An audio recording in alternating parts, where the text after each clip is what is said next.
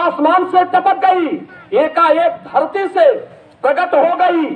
नहीं प्रेमी भाई बहनों, न आसमान से टपकी न धरती से प्रकट हुई, मां के गर्भ से ये शरीर बनी। देखिए उस काल भगवान को, इसको बनाने में तो बहुत दिन लगा, आने 9-10 महीना लगा, लेकिन बिगाड़ने में तुरंत इसको काल भगवान बिगाड़ देते हैं। तो मां के गर्भ में ये शरीर हमारी आपकी कैसे बनी, कैसे बनी, और कौन से महीना में कौन सा अंग भगवान उस मालिक ने बनाया मां के गर्भ में। देखिए दो महापुरुष, रविदास जी महाराज और कबीर साहब, ये दोनों महापुरुष समकक्ष महात्मा थे, एक ही साथ थे। एक दिन मौज में दोनों महापुरुष काशी में बैठे हुए थे। कबीर साहब ने कहा रविदास जी महाराज से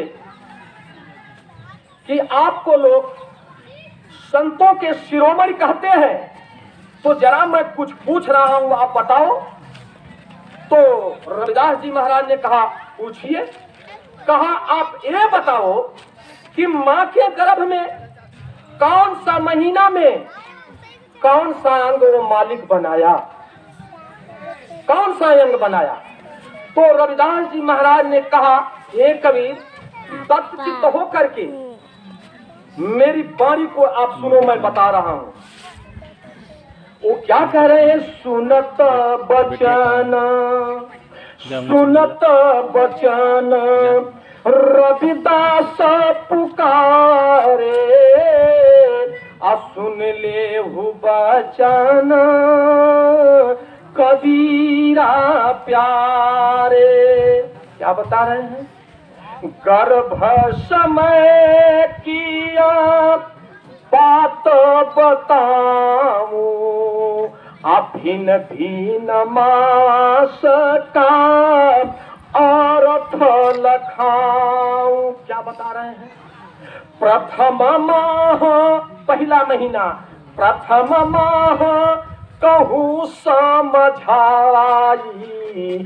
सुनते रहो संत चितलाई। बता रहे हैं गगन मंडल में ये फुहारा, वहां से पड़ता सुधा की धारा। गगन मंडल में एक फुहारा, वहां से पड़त सुधा, सुधा माने अमृत, ऊपर से बारिश होती है। गगन मंडल में ये फुहारा, वहां से पड़ता सुधा की धारा। वो कहाँ आकर के गिरती है अमृत, वही सुधा नाभि को आवे, आसक्ति लेकर इसको खावे। ऊपर से गगन मंडल से वो अमृत की बारिश होती है, और वो अमृत की बारिश कहाँ जाकर के गिरती है, इसी नाभि पर गिरती है। इसी नाभि चक्र पर शक्ति बैठ करके उस अमृत का पान करती है, और जब अमृत का पान करती है तो हमारी आपकी शरीर माता पिता के संजोग से, प्रेमी भाई बहनों, ये माँ के गर्भ में तैयार होती है। प्रथम माह गुरु आने माता और पिता के संजोग से शरीर, दूसर माह चर्बी बन जाई, वही माता पिता का संजोग दूसरे महीना चर्बी का रूप धारण कर लेता है। तीसरा महीना लगता है, तीजे माह आने को छावे, वही चर्बी में हड्डी बन जावे। तीसरा महीना लगते लगते वो मालिक, वो प्रभु करतार उसी मांस के लोथड़े, उसी पिंड में छोटा छोटा अंग बना देता है, छोटा छोटा अंग बना देता है। लेकिन चौथे महीना क्या होता है, चौथे माह चरम लिपटाए, आँख नाक मुँह अधिक बनाए। चौथे महीने में आँख का निशान, मुंह का निशान और नाक का निशान लगा देता है माँ के गर्भ में। चौथा माह चर्म लिपटाए आंख नाक मुंह अधिक बनाए। पांचवा महीना क्या करता है? पांचवा माह करत प्रतिपावाली, आज ही विधि तारुवर सींचहि माली। जैसे माली अपनी बगिया का निराई गुड़ाई बराबर करता रहता है, देखता रहता है कहीं हमारा फूल सूख न जाए, हमारे फूल में कहीं रोग न लग जाए। पांचवा माह करत प्रतिपाली, जहि विधि तरुवर सींचहि माली। पांचवा महीना। छठा महीना, अरे छठवा माह भया जब जारी, करता अपनी ज्योति पसारी। छठे महीना लगते लगते ओ मालिक ओ प्रभु करतार दोनों भावों के बीच नासिका के अग्रभाग में जहाँ पर माताएं बीजिया लगाती हैं, साधु महात्मा जहाँ पर चंदन लगाते हैं, उसी जगह पर यहीं पर ओ मालिक जीवात्मा को ला करके बैठा देता है। और जब बैठाता है तब से पीड़ा शुरू होती है। प्रेमी भाई बहनों, पहले क्या पीड़ा होगी जीव को? पहले पीड़ा क्या होगी? जब उसमें बैठता है तब सातवां महीना महात्माओं ने लिखा, सातवां जब या के अलागा, एक नाम तना अंदर जागा। सातवां महीना लगते लगते जीव के अंदर एक नाम जागता है। वो नाम कौन सा जागता है? प्राणी करण लगा होयर जोई, अकरता कार गर्भ से मोही, आए करता मत त्रास दिखाओ, आयन धकूप से मोही छुड़ावे। हे मालिक, इस अंधे मुकुइया से मुझे बाहर करो, मैं आपकी भजन करूंगा, आपको कभी नहीं भूलूंगा। अष्टमाह यही विधि गया, सुनो जीव चितलाए, अकर्ण धार करतार को लगी जीव की याद। आने जीव यही कहता है, हे मालिक ये तू ही हो, तू ही हो, तू ही हो। हे मालिक दया करो, दया करो।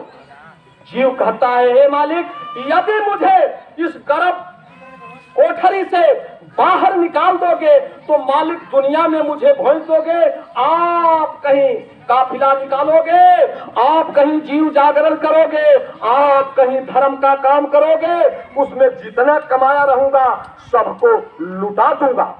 ये जीव करार करता है, कहता है जीव, जो जाग में माया द्रव्य कमाऊं, आ तुम्हारे नाम पर सभी लुटाऊं, कर दम दम नाम जपूंगा तोरा, यहाँ से काढ़ मुझे करतारो। दम दम पर आपका नाम जपूंगा, अरे श्वास श्वास पर सुमिराऊं तो ही, आये ही गर्भायागम से काढ़ू मोही। श्वास श्वास पर आपका सुमिरन करूंगा मालिक, आपको कभी नहीं भूलूंगा।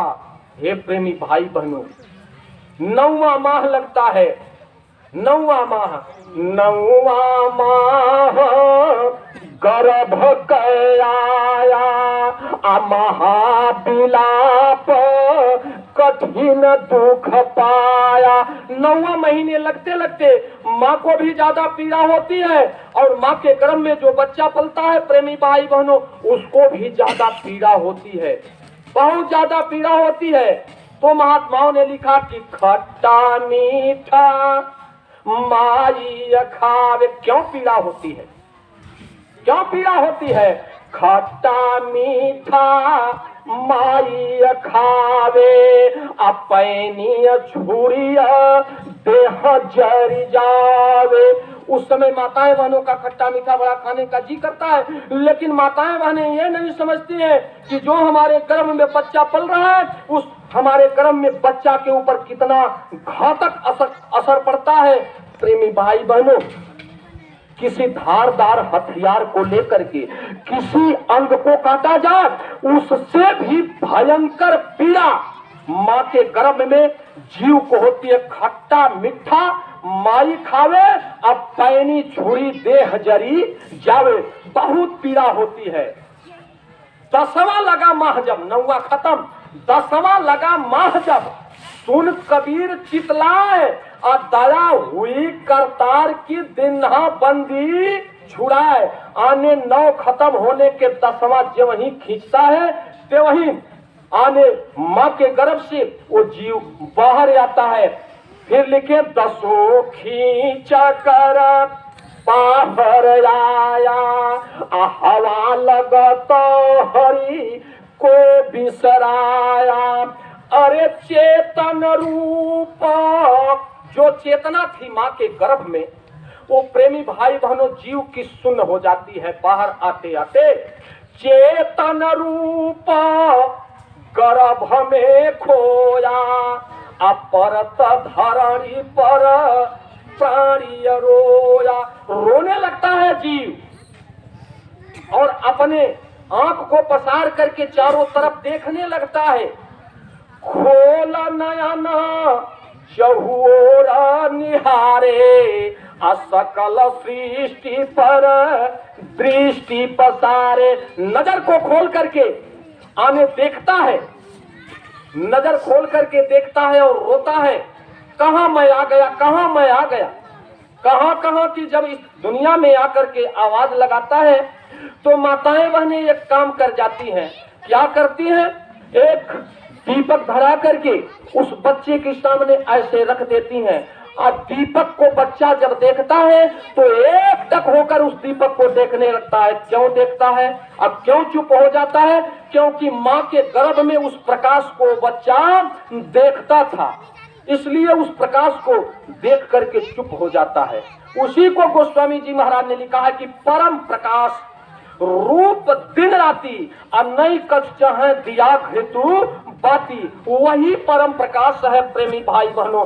उसी परम प्रकाश से नाता टूटता है तो जीव रोता है, लेकिन उसको देख करके चुप हो जाता है। फिर माताएं बहनें उसको जब